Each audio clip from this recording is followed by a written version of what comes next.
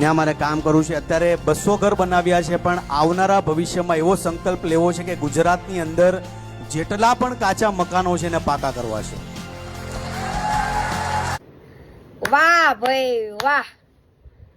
આજે જેટલા લોકો ત્યાં તાલીઓ પાડતા હતા ને એ લોકોને પણ લાઈટ થઈ ગઈ છે કે આ ભાઈ અત્યાર સુધી મોટી મોટી વાતો જ કરતા.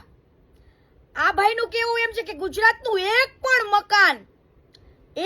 મકાન કાચું નહીં રહેવા દે. ઓહ, જ્યારે 200 મકાન બનાવ્યા ને ત્યારે એવો સંકલ્પ લીધો તો એમ.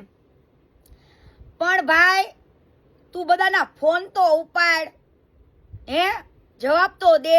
એક જ ગામમાં એક જ ઘર બનાવેશ ને બીજા વાહે વીને બિચારાને દુઃખ લેસ, હે, એ બીજા 20 ગરીબો જે ગામમાં હોય છે ને તું દુખી કરેશ.